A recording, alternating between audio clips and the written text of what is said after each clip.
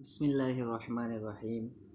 आज मबनी के बारे में पढ़ेंगे कि देखें, मबनी वो कलमा है जो हमेशा एक हाल पर रहता है, यानी आमिल के बदलने से उसके आखिरी हरकत में कुछ तब्दीली नहीं होती।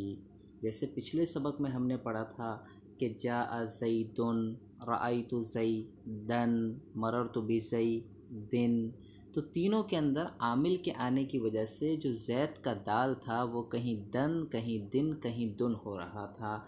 लेकिन आज के सबक में हम पढ़ेंगे मबनी के बारे में, जो कि मैंने आपको बताया उसकी तारीफ़ कि मबनी वो कलमा है जो हमेशा एक हाल पर रहता है, यानी आमिल के बदलने से उसके आखिरी हरकत में कुछ तब्दीली नहीं होती। जैसे जाआ हाजा। अब आप इस सबक के अंदर देख सकते हैं, जाआ आमिल है, हाजा मबनी है। जाआ, पीछे हमने मिसाल पढ़ी थी तो हमने क्या पढ़ा था, जाआ ज़ैदुन, तो होना चाहिए था यहाँ पे जाआ हाजू, पेश आना चाहिए था। लेकिन हम यहाँ क्या कहते हैं, जाआ हाजा। रअयतु, पीछे हमने पढ़ा था ज़ैदन, लेकिन यहाँ पे रअयतु हाजा।